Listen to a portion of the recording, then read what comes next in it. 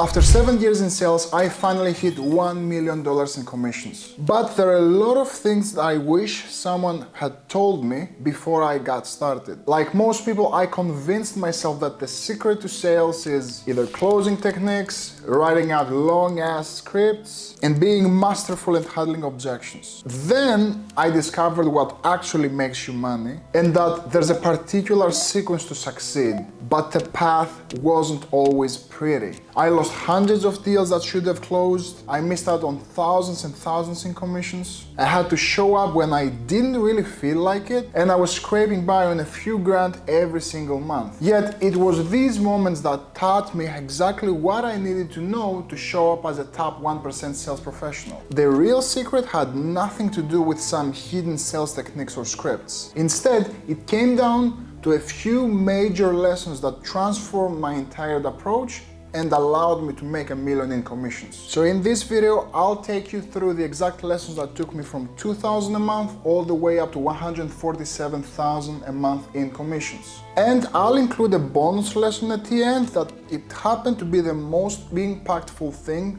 around my mindset. Now, lesson number 1 is learning the right skills at the right time. So from 0 to 10K a month, my entire focus was on building my skill set. This meant investing countless hours in learning to ask the right questions, learning to speak with the right tonality, handling objections, pre-handling objections, prospecting, problem finding, diffusing sales resistance, presenting with confidence, injecting certainty when prospects were fearful, and also actually closing the deal. So these are 13 mini skills I had to learn along the way in order to say that yes, I am qualified enough to close high ticket sales. Now, lesson number 2, and this is a big one, is learning how to find the right offer. No matter what anyone tells you, you can have the best skills in the world, but you're not going to make the money you can if you don't sell the right thing. So I knew that if I wanted to sell past the 10K a month mark,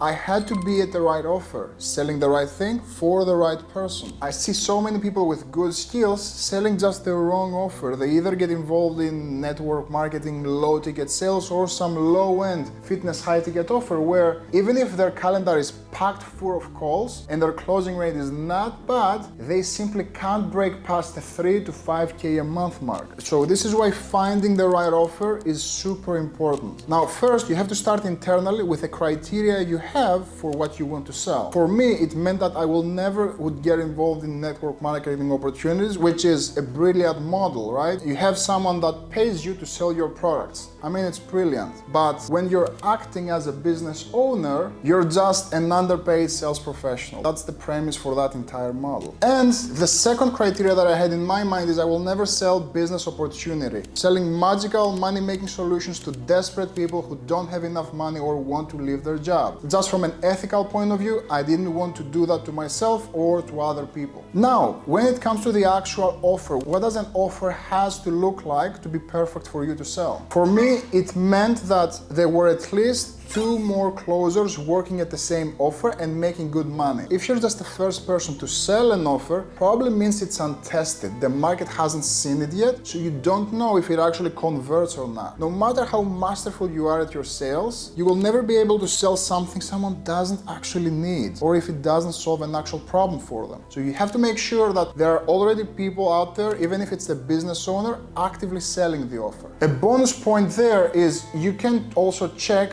if the business is actively booking calls throughout the day. If they have at least 20 to 30 booked calls every single day across sales reps, you know you'll be in good hands when it comes to the lead flow coming in. Another criteria around the offer is there a solid qualification process in place? When there is a solid qualification place in process, there is an application. The prospect fills in with info and you have a good idea to who you're gonna be talking to. On the reverse, if it's just an SDR or a setter booking everyone and everything that has a wallet and a mouth, it's not going to be as easy for you to close the sale because you're going to be talking to a lot of unqualified people, wasting your time. And the third thing that matters when it comes to selling offers is, does this offer work to cold market? A lot of people can sell to their warm audience by making an announcement that they've opened a few spots and the business owner can get a handful of sales, but is the offer actually tested in the cold marketplace? That's how you know when you have a golden offer, when the business owner is actually running ads and trying to reach new audiences to expand instead of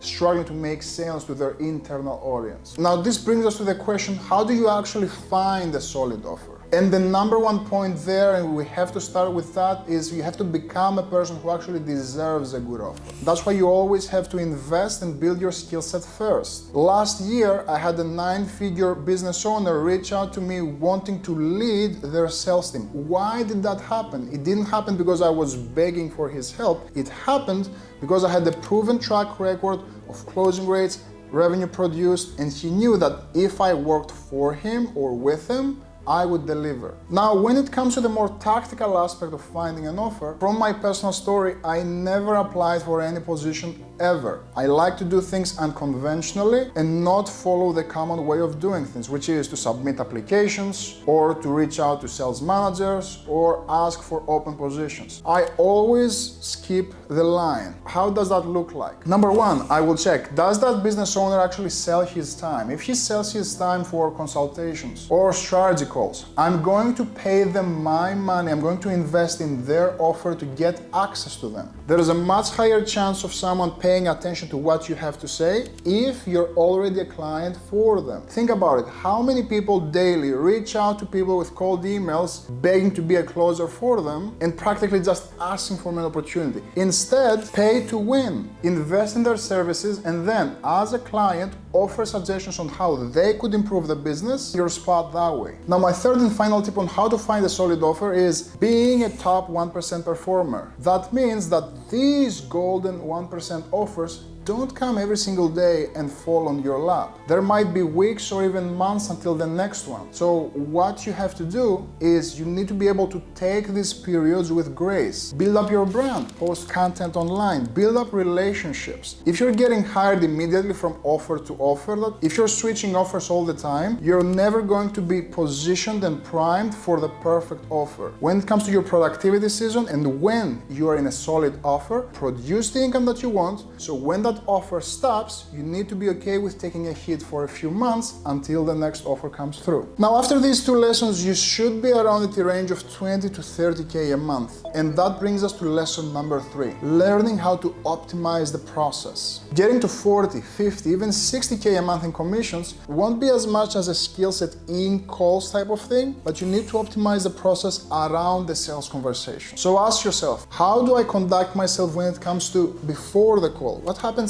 after the call? What does my follow-up process look like? Am I reactivating old closed last deals? How does my process look like when it comes to that? The principle I want you to think here is, if anything is done more than twice, it has to be documented and automated. So instead of quantity, taking more calls, focus on quality. Qualify better. Instead of blasting more follow-ups, think about how can you automate this process. If you constantly have to come up with follow-up or reactivation scripts, is there something you can invest into, or is there a system you can deploy to automate that process? You need to start being able to buy back your time through different systems and processes so you can focus on your zone of genius, actually closing the deals. When you optimize what happens before or after the call, you're also able to start pre-handling objections that could have happened during the call. So what this will do is compress your sales cycle. That's how you have to look at the sale as an entire process instead of just what happens within the 60 minutes you're taking the call. And this is the bonus lesson number 4, learning how to 10x. This is the hardest part of the process and it will require a mindset shift for you. It's what I had to go through to go up to 143,000 in monthly commissions. And it's this. Shifting your mindset from being just a sales pro to being a business owner. Don't treat it as if it's an opportunity to make money in someone else's business. It's how do I create a business within someone else's business. Just like a business owner, you have to focus on scalability,